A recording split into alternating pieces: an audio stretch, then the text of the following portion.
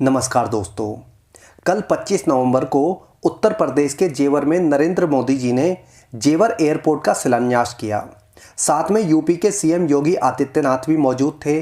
जेवर के लोगों को काफ़ी ज़्यादा उम्मीदें थीं कि मोदी जी आ रहे हैं तो जेवर या आसपास के क्षेत्र को कुछ अच्छी सौगात मिलेगी, क्योंकि यहाँ के लोगों की ज़मीनें गई हैं जहाँ पर एयरपोर्ट बन रहा है या जहाँ पर फिल्म सिटी बन रही है।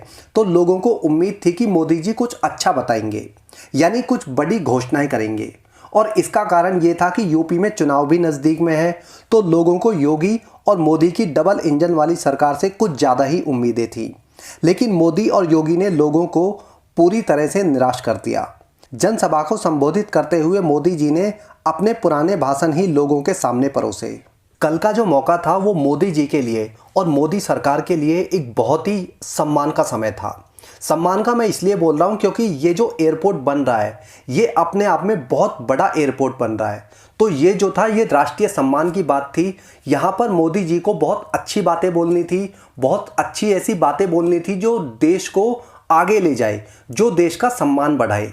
लेकिन मोदी जी ने अपने भाषण में कांग्रेस, सपा और बसपा को कोसने में या उनको ब्लेम करने में ही पूरा समय लगा दिया। मोदी जी बार बार कांग्रेस को दोष दे रहे थे, सपा को दोष दे रहे थे, बसपा को दोष दे रहे थे।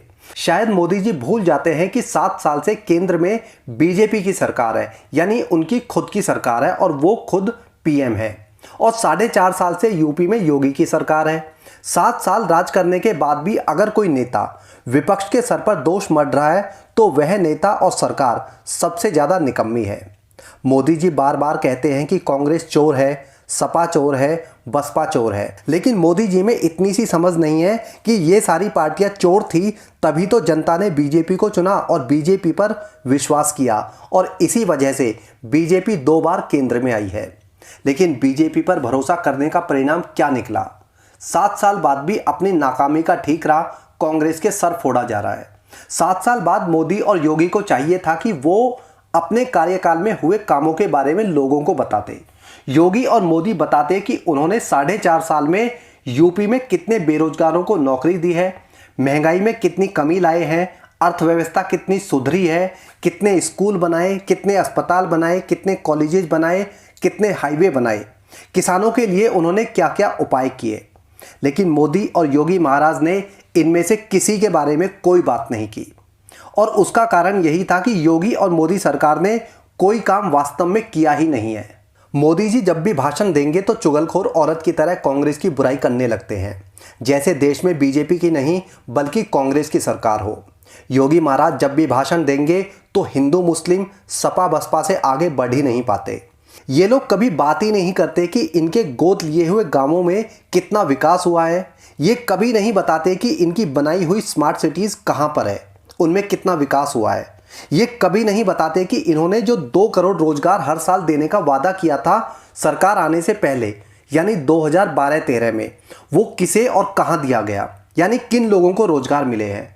मोदी और योगी जी जेवर आए, लेकिन लोगों को उनके आने से बहुत ज़्यादा खुशी नहीं मिली है। लोगों की ज़मीनें गई है, यहाँ पर उनको बहुत ज़्यादा मुआवजा नहीं मिला है, बहुत ज़्यादा पैसा नहीं मिला है, लेकिन उनकी जो रोजी रोटी थी वो पूरी तरह से छिन चुकी है। उन्हें उम्मीद थी कि मोदी जी जो है, योगी जी जो है, बहुत अच्छी अच्छी सौगात उनको देंगे, कुछ रोजगार देंगे, कुछ अच्छी बातें बताएंगे। जेवर एक बहुत ही पिछड़ा हुआ क्षेत्र है।